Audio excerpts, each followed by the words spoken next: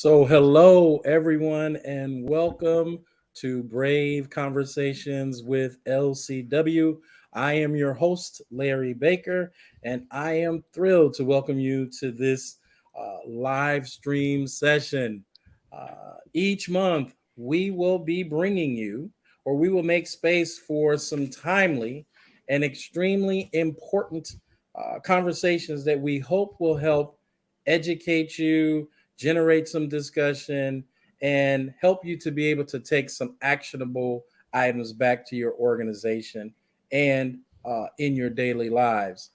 In case you do not know or you're unfamiliar with who LCW is, we are a global diversity, equity, and inclusion training and consulting and translation firm that we simply partner with organizations to help them develop global mindsets, to help them develop their skills and their systems to succeed culturally in a ever-changing and diverse world. And today we are super excited to be talking about religious inclusion in the workshop. I'm sorry, in the workplace, why it's important, why it matters, and how you can actually keep that meaning in your workplaces, in your programs that you design each and every year. So today I am thrilled to be joined by Rahimeh Ramizany, and she is an expert, a DE&I subject matter expert at No Rahimeh worries. Ramizany Consultant. And Rahimeh, thank you so much for being here on today. And I'm super, super excited to have you speak on this topic from a personal level Mm. and to provide us with all of your wisdom and your knowledge. I'm going to give you an opportunity to introduce yourself and talk about uh, Mm. cr- your criteria, your competencies, and all of Mm. your incredible information in a moment. But before we jump into that conversation, I just want to let you all know that after our discussion, we're going to Mm. be answering some of your questions. And that's going to be an extremely important moment for you to engage with us, to engage with the questions that you have. So please, please, please do not hesitate to ask us those questions. So I am going to go ahead and give you the opportunity, Rahimeh, to introduce yourself and tell everyone all about you. So, Rahimeh, if you will. Thank you, Larry, so much. And thank you all for having me. It is truly an honor and a privilege to be here and speaking with you all. I love live streams and being able to engage with folks. My name is Rahimeh Ramizany. I use she, her pronouns. I'm a DEI practitioner, which I just use to like blanket all the things, the consultant, the trainer, the subject matter expertise, the content creator, and so on. I specifically focus on Muslim inclusion and equitable access in predominantly non-Muslim spaces and incorporating considerations of religion within existing DEI efforts.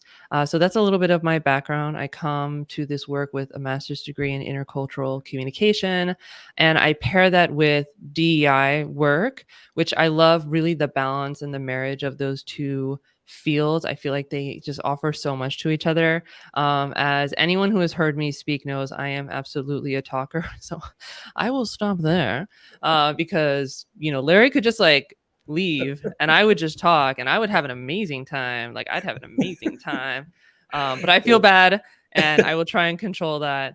So Larry, thank you No, so much for having me. absolutely not, Rahimeh. That is the reason why I am so excited to have you to be a part of this conversation because I know that passion that you have, and this is going to benefit our audience. But Thank you. we're just going to That is jump such a right nice in. way of putting it. I try to make everyone feel Thank welcome. you. We're just going to jump right into this Mm-mm. because I want to kick us off by having you respond to the Mm. question of why is it important that we remember religion as we're thinking Mm. about diversity, equity, and inclusion? Ah, let's get into it. So, the idea being is that in DEI, we look at the diversity of identities of folks being represented in an organization or in a space.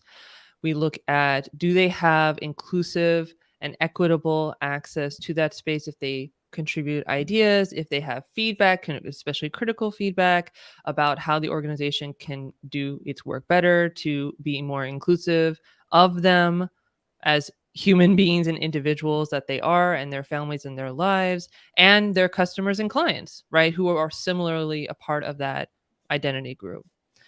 Part of that, as much as DEI focuses on mostly on race and gender, and then also following that kind of like second tier is sexual orientation, um, and I'm seeing neurodiversity come up a lot and disability come up a lot, all of which are very important identity groups to discuss and have attention and make sure that they are included and represented in organizations equitably.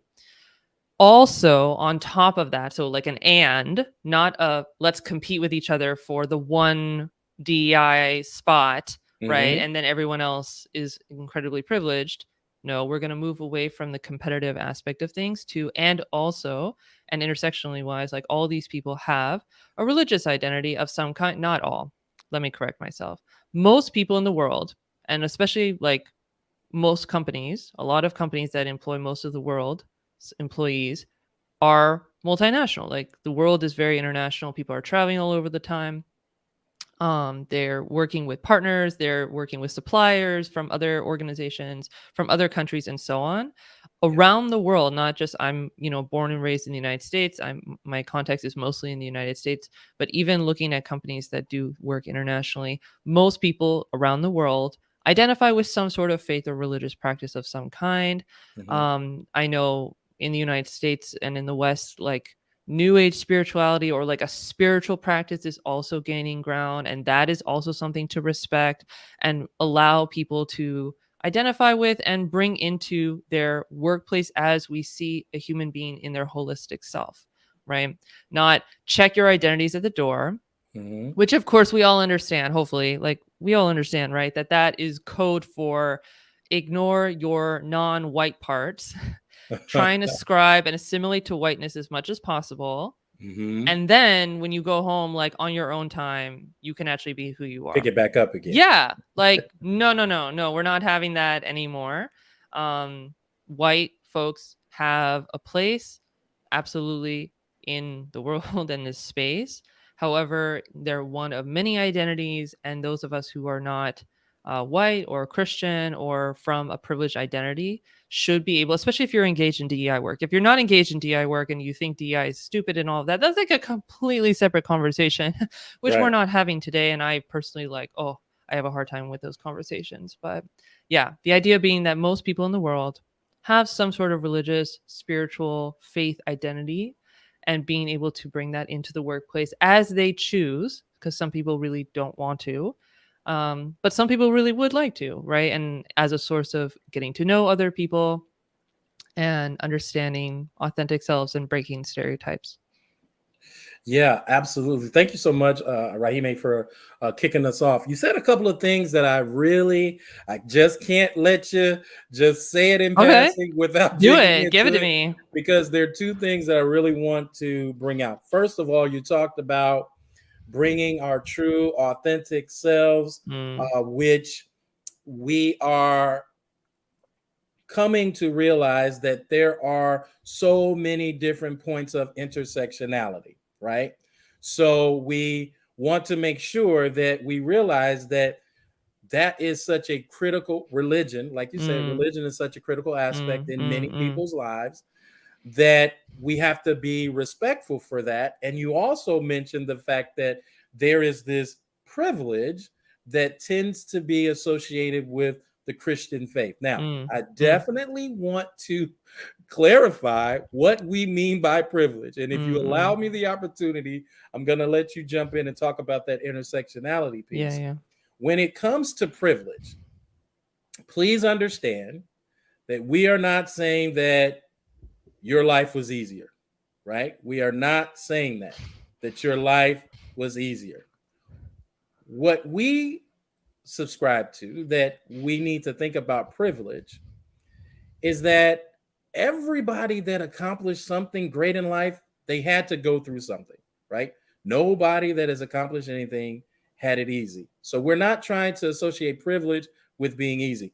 What we are saying when we talk about privilege is that there are certain things that you didn't have to go through,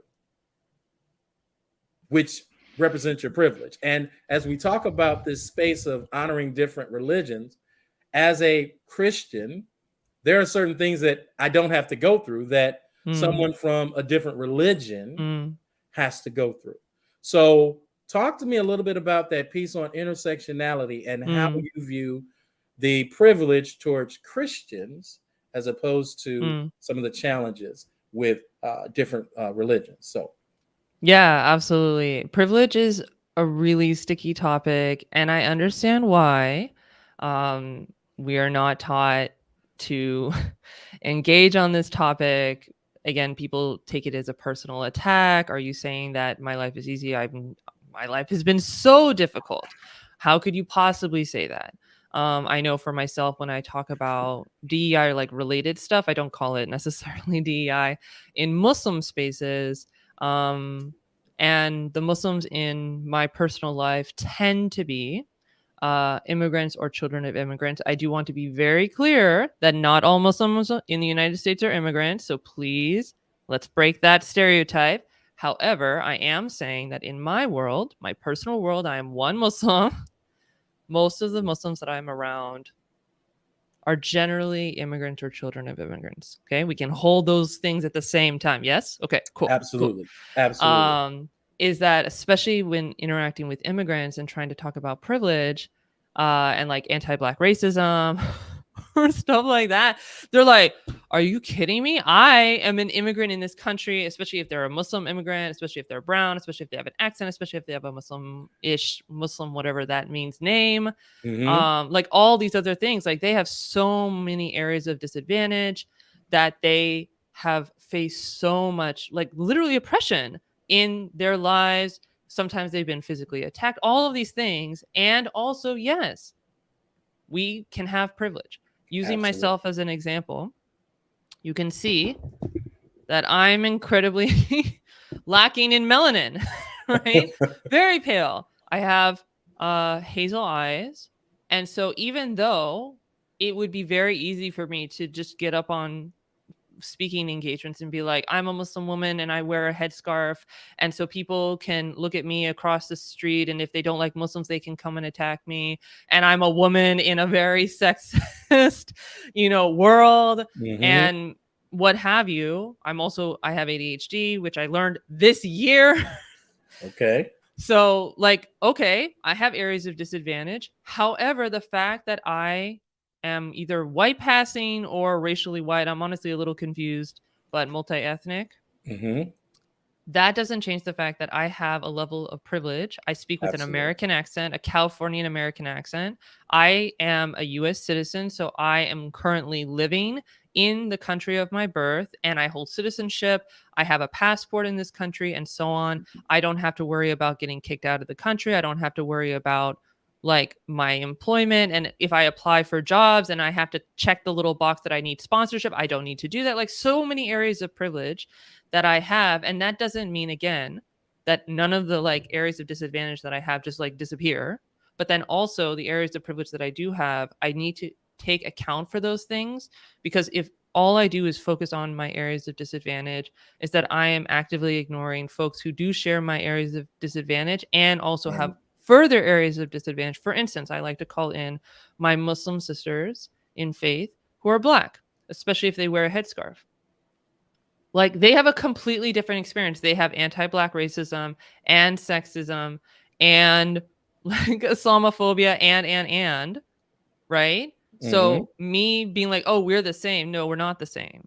Right. Absolutely. So anyway, having said that, right? Like, and you can see I'm very comfortable talking about this because I see it as where I have privilege are areas where I can actively take steps, utilize that privilege to make it easier and level the playing field for others who don't have that privilege. And of course, if they want to speak up, passing the mic very readily, making sure that sometimes you're just controlling the trolls in their, internet comment section or in person or whatever, supporting them, using that privilege, because we know, like, unfortunately, human beings The way our brains work is that we like and are more likely to listen to folks who we identify with. We see as like, oh, you're similar to me. I'm more Hmm. likely to listen to you. Great. So folks who identify looking like me, who wouldn't necessarily listen to a Black Muslim sister in faith, I can use that privilege knowing that, okay, this is something that I can do.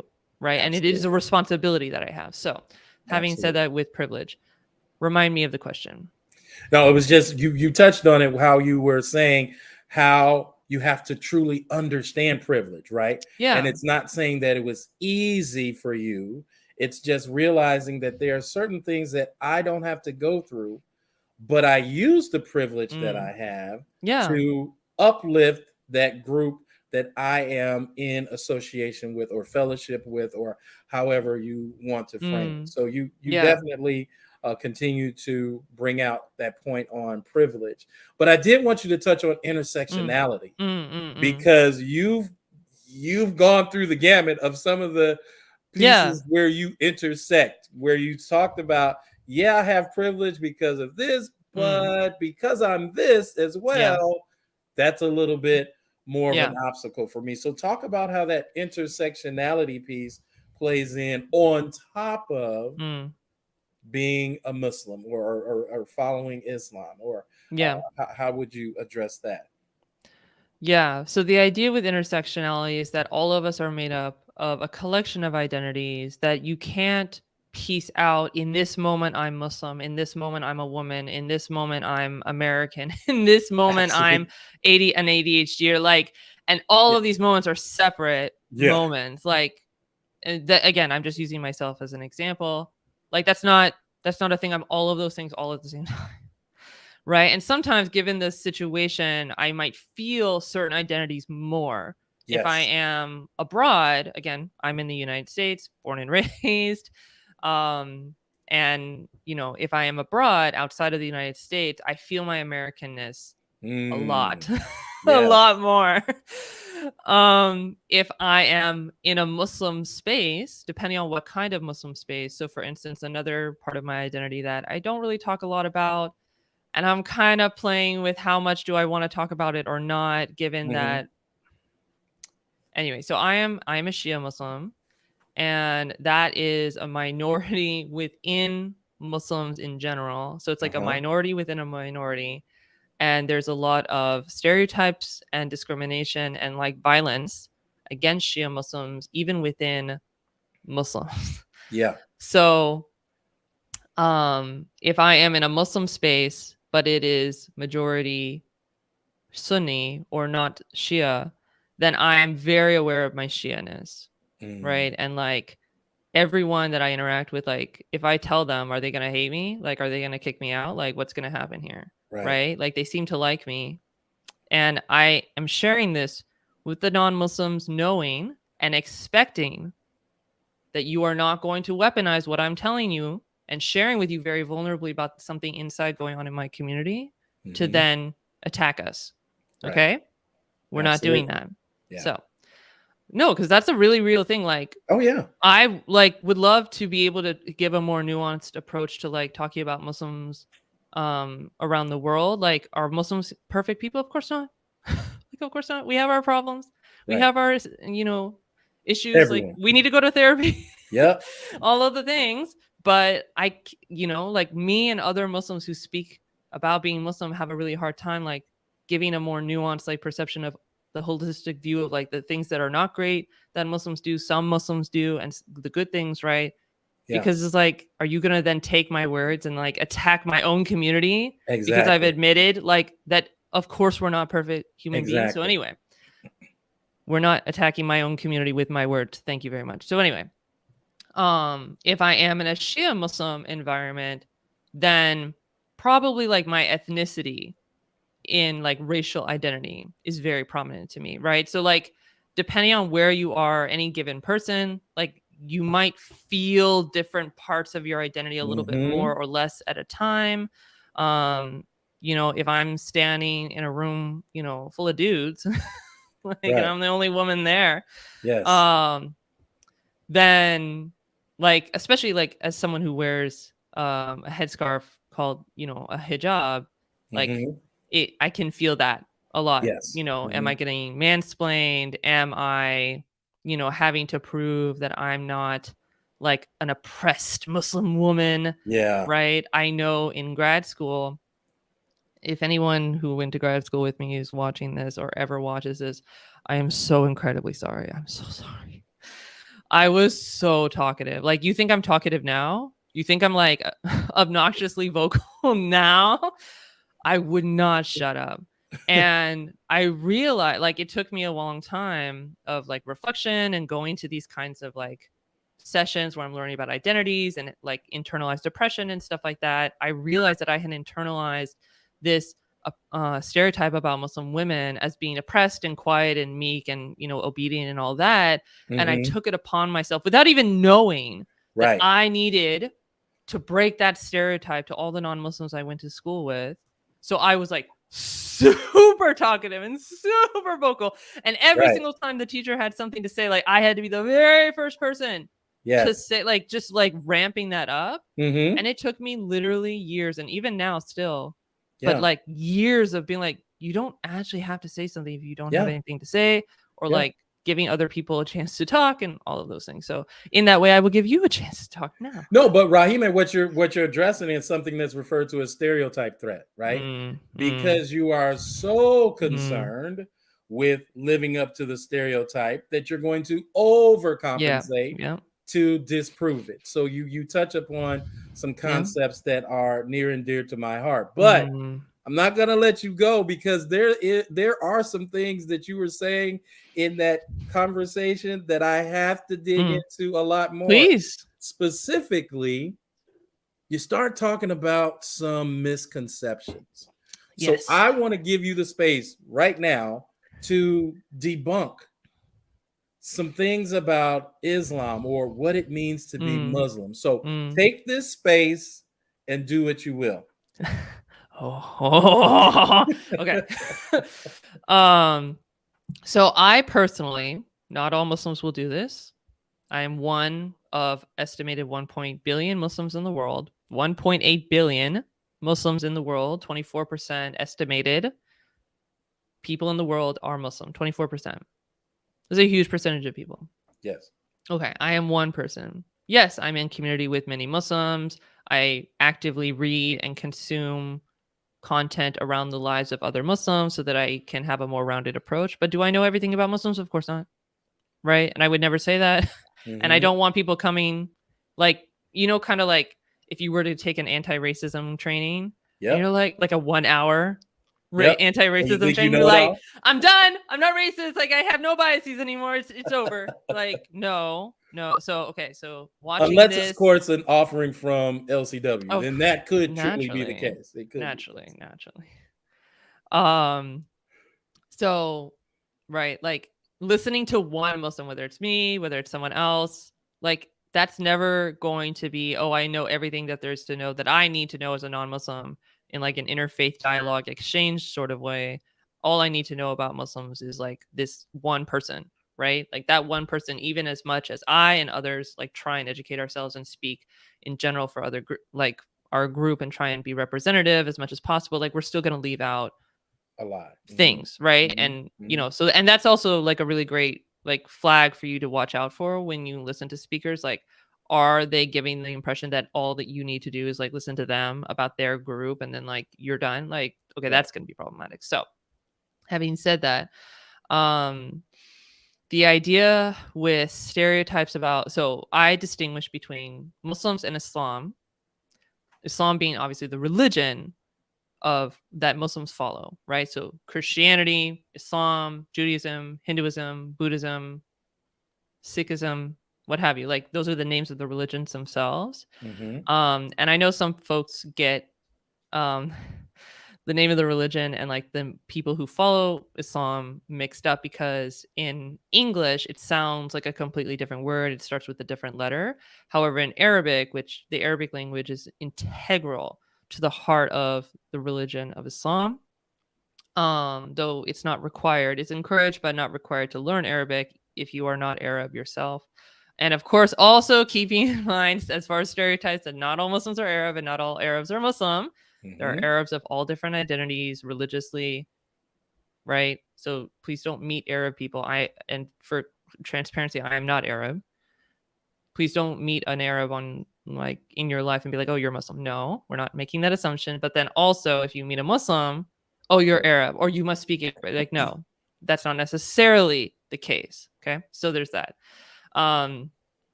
That Muslims are incredibly, incredibly diverse.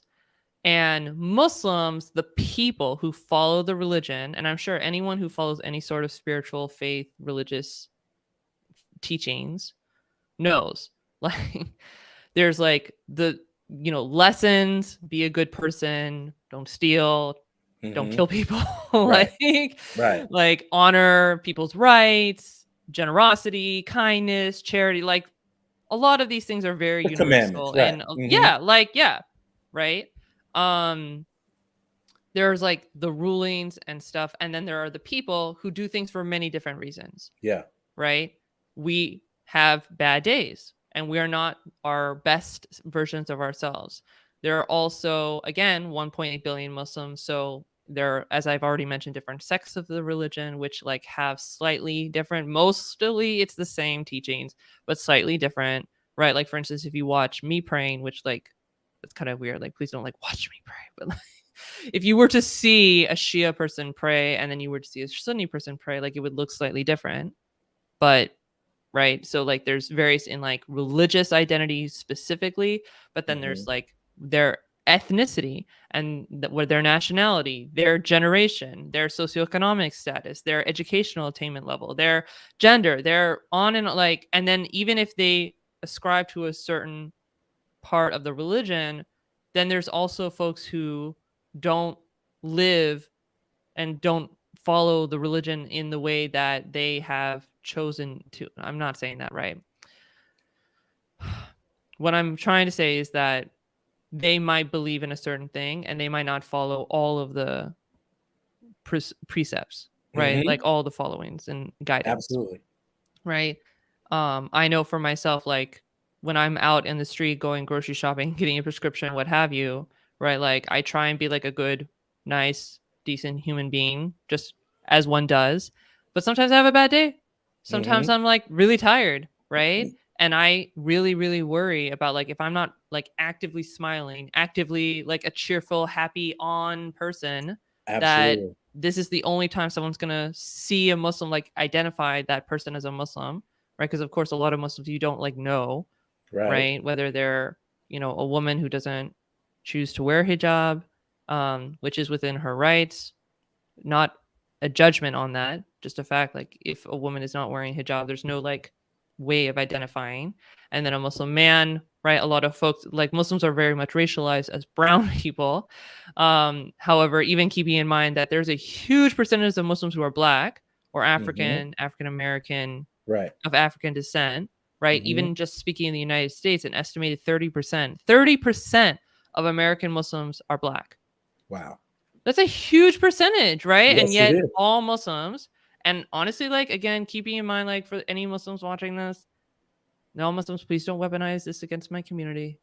Like, a lot of brown, white, non-black Muslims, like, forget, don't acknowledge, don't, like, it doesn't occur to them that there are black Muslims, Right. which is also incredibly problematic. So Muslims are generalized as like brown. And that's the thing with Islamophobia. Islamophobia is like hatred and discrimination and like active like violence against Muslims, and also people who are perceived to be Muslim, right? So many years ago, there was an Arab man who's Christian in some Midwest state in the United States who was killed by his neighbor. Wow. And it was ruled Islamophobia, an act of Islamophobia, because the neighbor thought that this Arab man was Muslim, even though he wasn't. The first person to be killed in retaliation for 9/11 was a Sikh man, not even Muslim, Sikh, Right. right? And that is considered an act of Islamophobia because the person attacking him and murdering him.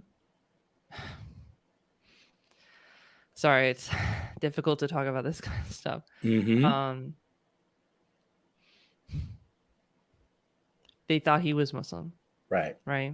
Mm-hmm. So, as we all know, people who have isms and hatred towards other people, and Absolutely. I need to just defend my own in group, and anyone outside of that in group who doesn't look like me, speak like me, live like me is like literally evil, and I must kill them, attack them, wipe them off the face of the earth. Like, they don't really care. They're not thinking about like, hey, can you fill out this survey Right. explaining your identities before I attack you? Like, Exactly. Exactly. Yep. It's because you don't look like me, you don't sound like me, and I just don't even want to take the time to understand the difference. So I'm just going to use my lack of knowledge or my ignorance and just attack you from what I perceive. yeah. So I you speak a lot of scenarios that as a black or African American Mm, in this mm, country that mm, it just resonates, right? yeah. It doesn't matter in regards to the specificity of my Mm, uniqueness mm, within this black body. mm, I'm just seen as this, period, right? mm, mm, So I definitely can sympathize with that. So I do want to move to a couple of questions mm, mm, mm. because I want folks to get something to use in their workplace. So I'm going to Yes. ask you to give me some advice because I one of the love giving questions, advice. yeah, What? What? because one of the Tell you questions, what to do? absolutely, you feel free because one of the questions that we tend to get, specifically when you're doing DE and I work, well, why do we Mm-mm-mm. need to bring religion into the workplace? What does it have to do with us meeting goals? So, what advice do you have for listeners that want to take that first step towards accommodating all faiths and non-faiths of their Mm-mm. coworkers? Yeah. I would go back to what I was saying earlier about the diversity of human experience. So, of course, like for me, talking about the diversity of Muslims, right? And that I am one Muslim, even though I do try and actively educate myself on the experience of other Muslims that are not exactly the same as myself. However, this is going to apply to all identity groups, right? Mm, Larry, please, express like as a black person, like you might see opinions or like, hey, this is how not me, I'm not black. Like right. another black person says, I want to be included or given equitable access in this way. And you might be like, well, that's not what I want, right? Does that make that person wrong or does that make you wrong? No, like you're different Exactly. people and you can want different things, right? Exactly. So if an organization really is committed to diversity, equity, and inclusion, you have to understand that no group, no identity group, Muslims very much included as a monolith. Like there's great diversity. And I can stand up and give you a list of how to be equitable and inclusive of me, Rahimeh, but Right. that's not going to apply to everyone, right? So I'm going to give generalizations, but I tell you, these are generalizations. These are a good starting point Yes. so that if you don't know anything about Muslims, if you approach a Muslim in your employee group, if you approach a Muslim who's a client or a customer, they can see that you've already done the work to do some learning on your own, right? As we Exactly. know, it's like incredibly problematic to go to like that one person of a certain identity, tokenize them, go to them. It's not their job to educate you on their identity. Like they're just doing whatever it is that they were hired to do. And you Right. go to them and say, hey, teach us about your identity. Like, excuse me, right? So Right. when you do go to that person, it's to be able to custom and tailor the accommodations and the equitable practices to their specific needs and wants, right? Yeah. And you're showing respect in that way that you've already done some learning on your own. Like, really, there's no excuse. Like, especially in 2022 with so much information available online, like, there really is Do no excuse. your So, work. okay, so I'm going to give you some generalizations, telling you that these are generalizations. You have to get to know the people in your environment to be Hmm. inclusive of them. If you have a Muslim who lives next to you in your neighborhood, even not in the workplace, right? You have to get to know them as human beings. Right. It is work. That is a part of this. Okay, cool. So, one of the things, holidays is something that people like to talk about a lot. And it has its place. I just feel like we talk a lot about it. But before moving on from holidays, like of course there's Ramadan, which is a month-long um, practice of fasting from sunrise to sunset. It is Mhm. one of the most spiritual times of the year for Muslims. And with fasting, like throughout the sunlight hours, you can imagine like people's energy levels and potential irritability or being hangry or their what have you, Yeah. right, is going to change, Yep. right? So for instance, another like great example is like this past Ramadan, early on in the year in the spring. I saw a lot of articles coming out about like, hey, to be inclusive of Muslims, you should move your meetings to earlier on in the day, because like so Muslims will eat a morning meal before the sun rises, to give themselves a little bit of energy and like hydration for sure, Hmm. before they start fasting. And so the idea being, if you have meetings early on in the day, they still have like some of that energy in their system before Right. end of the day. Okay, that totally makes sense. I'm sure there are many Muslims who would love that sort of practice, right? However, if you say, hey, I saw this article, so we're just going to do that and not ask the actual Muslims in your environment, I like propose like, hey, here's another perspective. I personally am 120% a night owl. I don't care if I'm fasting. I don't care if I'm not fasting. Please, for the love of God, do not put meetings first thing in the morning with me. Like, I will, like, you hate me? Are you bullying me? Like, what is happening right now? Right. So you have to get to know the actual people. Like, hey, I learned that this is something that we could do. Is that Yeah. something that would be helpful for you? And like, have a conversation, have like, be respectful of them, have rapport built. Like, don't just come to the person the first time you want to talk to them and be like asking very probing questions about their identities. Yeah. Right. So there's Ramadan and fasting and, giving time off for religious holidays at the end of Ramadan. There is a holiday called Eid al-Fitr, which unfortunately, fortunately, whatever, what have you, it is. The Muslim calendar is on a lunar calendar, which what that means is that we won't know the start of Ramadan or the end of Ramadan until the new moon is sighted. Or excuse me, the new moon is sighted. Oh my gosh. The first like little bit of crescent, Okay. right? Yes. So there's all different debates on like what counts, and that's like a kind of an insider Muslim joke. But the idea being like you won't know until the night before whether the start of Ramadan is like this day or this day or this day, right? It's usually Oh, like wow. 1 or 2 days, potentially 3 days, right? Okay. And so if I'm asking, for instance, for Eid the Fitr off, which is at the end of Ramadan, I'm not going to know the actual day until like literally the night before. So I know for a workplace that might be like, that's kind of inconvenient. But like, if you want to be inclusive of people, you have to like bend. You can't be like this strict, like, no, we're going to force you into this box. Like, that's the whole point. Mm. Um, Alternatively, there's also Hajj, which is the Muslim pilgrimage that all Muslims are required to complete once in their lifetime to the city of Mecca, which is in Hmm. present day Saudi Arabia. Um, just a little bit of like religious sprinkling in there. It is only required if you are financially able to do so, physically able to do so. But if you are able to do it, it is required. But like, we don't believe you're like gonna go to hell if you don't do that, right? Like, so Right. please don't go like, oh my god, like, Exactly. oh, so Right. like, okay, Right. okay, Right. calm down. Right. Right?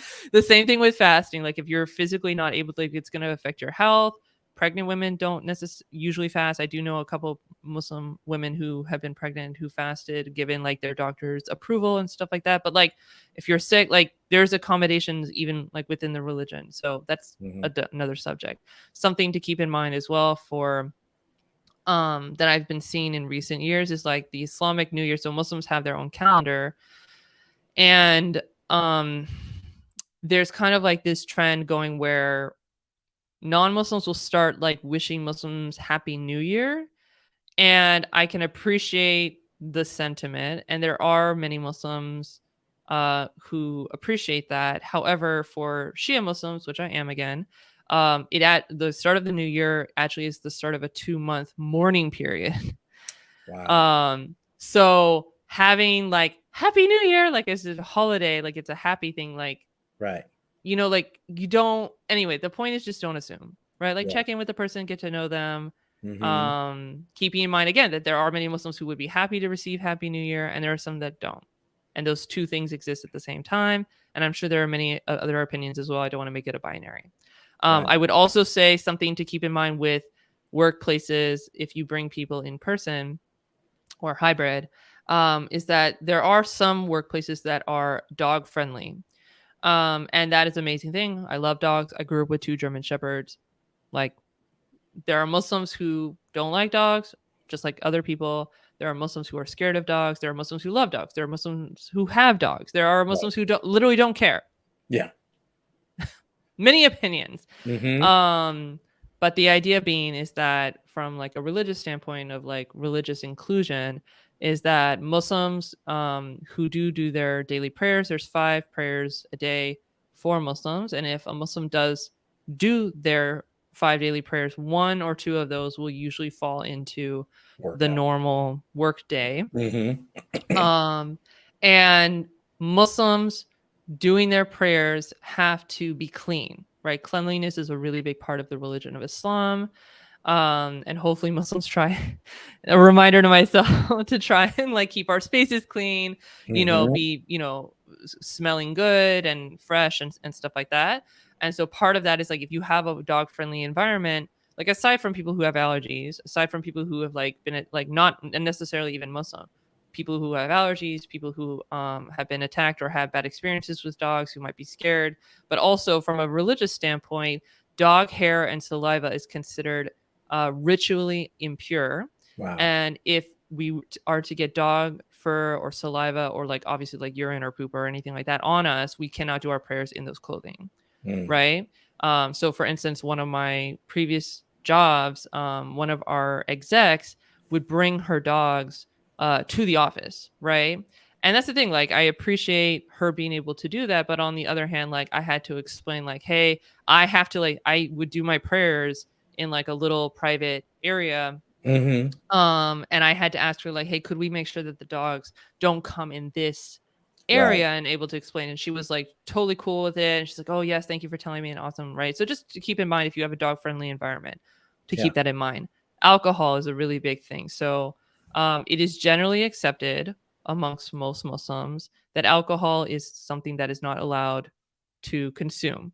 There are Muslims who do consume alcohol. There are Muslims who go to bars. There are Muslims who, like, I had a executive director of a past job tell me that he knew a Muslim family who owned a winery, right? So there are many different Muslims. Again, this is not about judgment Right. and like a religious debate on who is correct. The point being is that most Muslims around the world would agree that alcohol is just like a no. Mm-hmm. Okay. So if you continuously, as like a non-Muslim workplace, continuously include happy hour as a thing, that's where you rub shoulders with the boss. That's where you um are Network. networking with, Yep. with senior leaders. This Sponsors. is Yep. where like promotions are being like informally laid the groundwork for, Mm-hmm. right? Even if you're hosting like a professional conference, if you're hosting an event, if you are like in grad school, right? Especially as I understand, like MBA programs, study abroad programs where a lot of students want to go clubbing and drinking in this new country. And again, the point being is not a judgment on like I'm better or you're better or like, right? The point being is that if you actually want to be inclusive, if you don't want to be inclusive, then this doesn't apply to you, right? Like you Right. just decided you don't want to include people. Okay, that's a different conversation. But if you want to be inclusive of people, you have to keep in mind that a lot of people either like, so speaking from a Muslim perspective, I know there are many people with different reasons for why they don't drink or don't want to be around alcohol, right? Mm-hmm. So that is also like being inclusive of other folks who have other reasons. But speaking about Muslims Absolutely. specifically, right, there are Muslims who will go to networking events with alcohol and feel incredibly uncomfortable. They Yeah. feel like they're selling out. They feel like they're compromising on their values. Mm-hmm. Um, there are Muslims who will opt out, who will just literally just not come, Yeah. right? And you like they're losing out in some way, but you yourself are losing out as an organization from their contributions, their skills, their expertise, and who they are right? Like the whole point is that if you've hired these people, you find that they are very skilled and knowledgeable, and you want to like make the most of their expertise. Yes.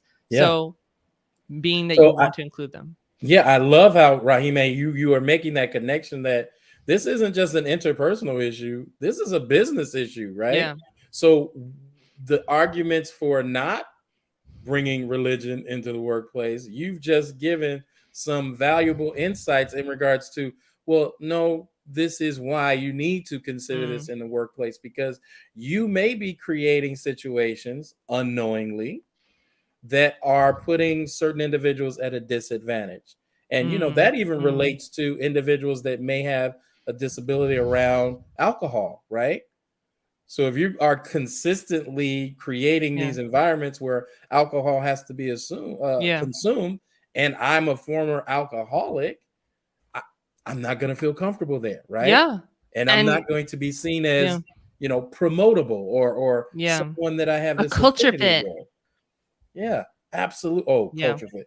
Yeah. You just given my top pet peeve word of Yeah. the entire world. So I do want to give an opportunity for us to share some information that you wanted to share. I believe you wanted us to show a video. Or is Yes. that? Yeah, I don't want you to just again, like, I am not the only Muslim.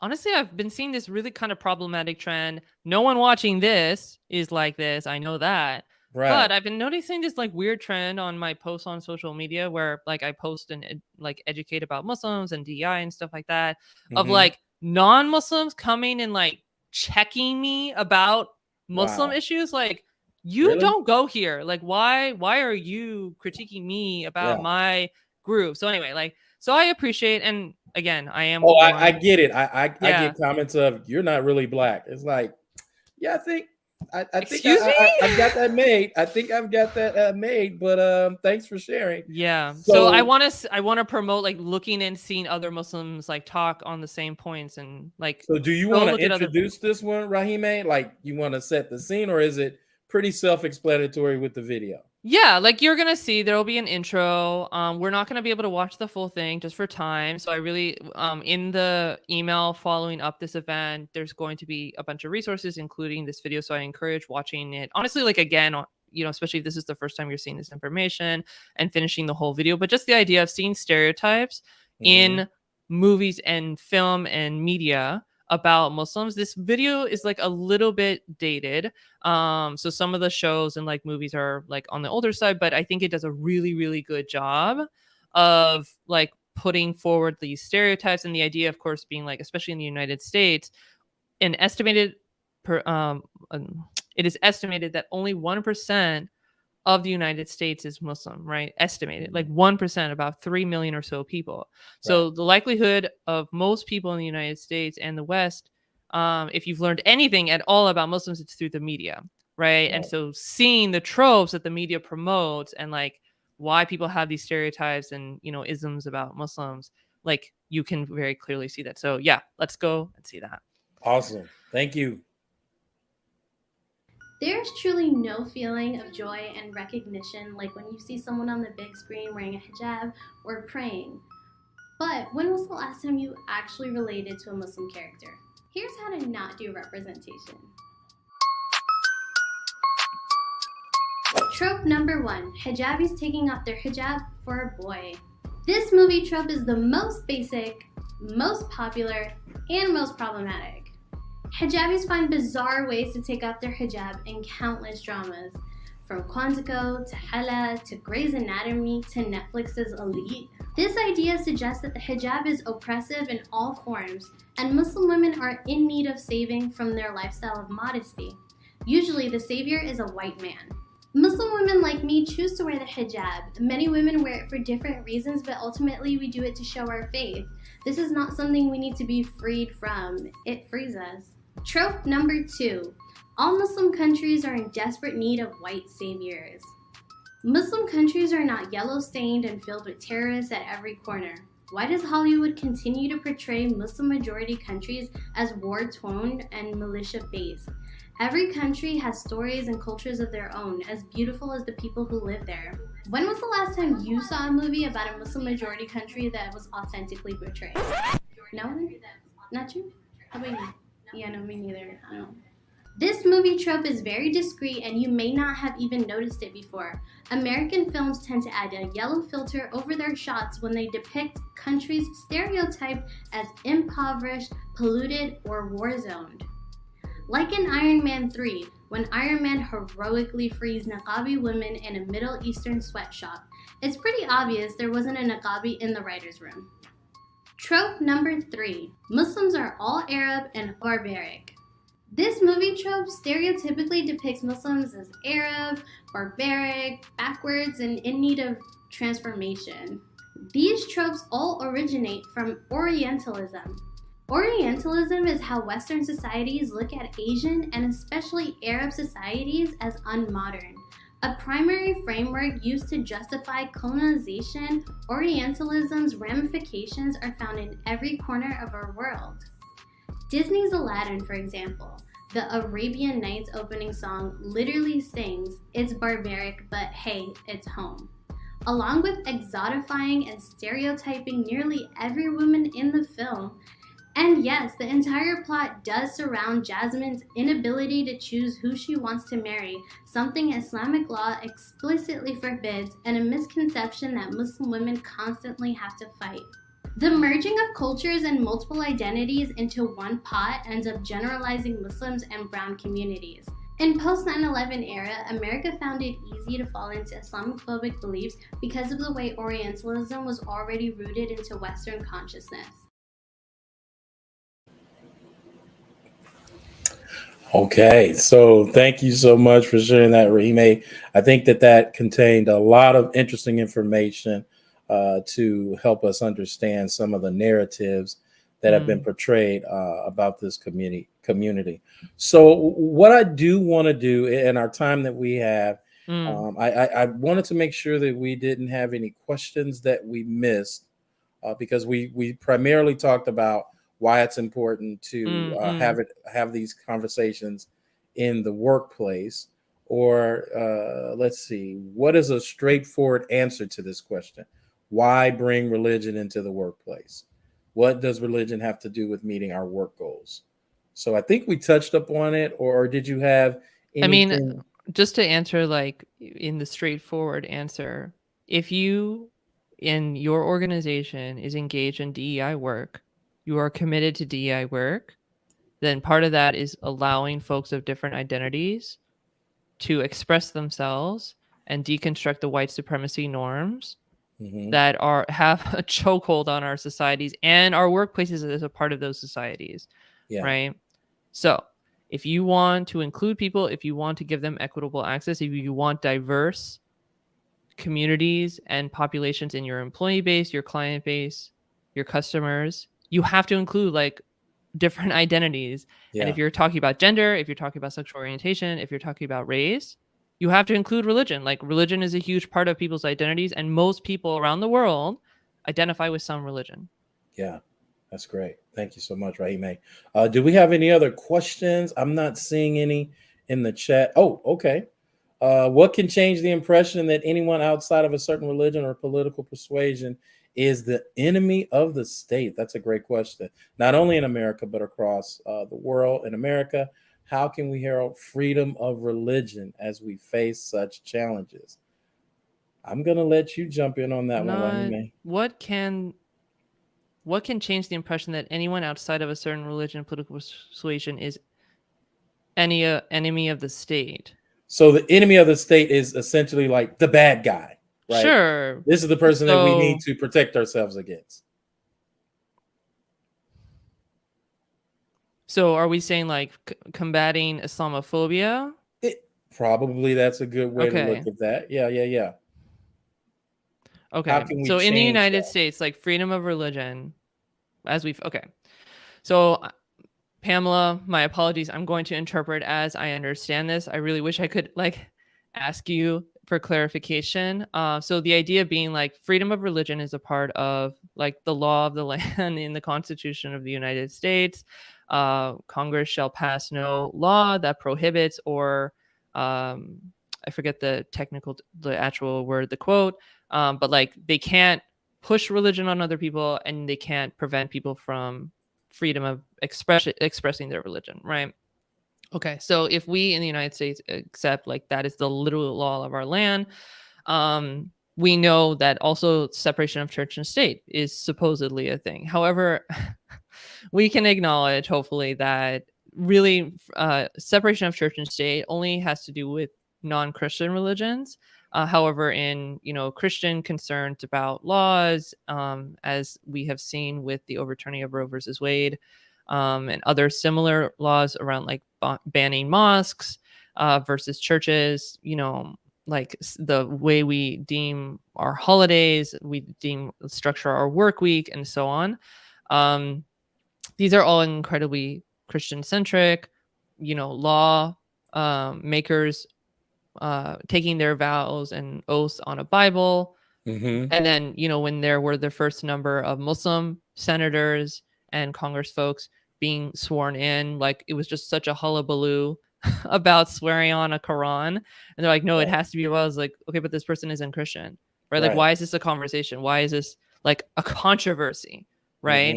So the idea of like, we have to recognize white Christian supremacy when we see it. What are the hallmarks of it? And just like we are constantly on the lookout for racism, anti-Black racism, the isms of the world, we have to be able to learn to recognize and see that lens of, oh, this is favoring one group, this is the norm of another group, and how do we equitably have all groups be able to express themselves in balance? And again, keeping in mind that yes, sometimes there will be differences of opinion, and how do we move along with agreeing to disagree? Awesome. Thank you so much, Rahimeh. I think we have maybe time for one more response. I think that someone wanted to know what this concept of stereotype threat. It's basically if you are primarily a member of an underrepresented group, it's this anxiety that you feel about confirming negative stereotypes that can cause people to have self-doubt, right? And it often hinders their ability to perform confidently and at their maximum level. So to respond to that is, if I am concerned that people think that I have my job simply because I'm Black and I don't have the skills necessary, or I'm a diversity hire, I'm going to do everything in my power not to make a mistake, to be more than competent, to be more than capable, to be on in every situation. And that can cause anxiety. It can also cause me to be sick because that's exhausting, trying to outlive any stereotype that people have towards me. And I hope that answered your question, Enrico, because this is a concept that we do teach. Yeah. And just to add, like thinking about, again, going to privilege, the idea that if you don't have to spend this kind of energy and constant vigilance of what do people think of me, are they going to judge me? Are they going to judge my group? Are they going to judge, like, how are my children being treated? How are, like, all these things, like all of this mental work and labor and emotional tax that groups have to take on. If you don't have that, that is your privilege. That's what privilege looks like. Yeah. Yep. Absolutely. So Enrico, hopefully that helps in how we deal with stereotype threat, because again, it is exhausting trying to ensure that we don't live up to those stereotypes that they have about our group. So Rahimeh, I am so thoroughly pleased with our time today, but understand that it just doesn't stop here. And we truly hope that you take the advice that was shared here and some of the questions that we responded to back into your workplaces. And if you really want to partner in having these conversations, let us know. You can contact LCW at languageandculture.com. I'm going to give Rahimeh an opportunity to plug how we reach her in a moment, but thank you so much for being a part of these brave conversations. And Rahimeh, if you want to let the people know how they can reach out and be in contact with you and promote whatever you want to promote, have at it. Thank you. Anyone who wants to find my home online, it's my website, rahimehramizany.com. Yes, unfortunately, I'm sorry, you will have to learn how to spell my name. Uh, However, on top of that, I am active on social media, especially LinkedIn and TikTok. And I really encourage you to follow along there. I put out free open source educational content about diversity, equity, inclusion, and intercultural topics, specifically and especially around Muslim inclusion and incorporating religion into diversity, equity, and inclusion topics. I try and be responsive to comments and answer questions and stuff like that as a free way to like just spread the knowledge. And a lot of folks just don't have the opportunity, the privilege to be part of an organization that has brought in a DEI speaker. If you want to bring me into your organization, of course, please do check out my services on my website. Amazing. Rahimeh, thank you for your time and your passion on this topic. I have truly enjoyed myself, and I hope that everyone receives something out of this. So thank you so much. Have a wonderful rest of your day. Again, thank you, Rahimeh. Thank you, Larry.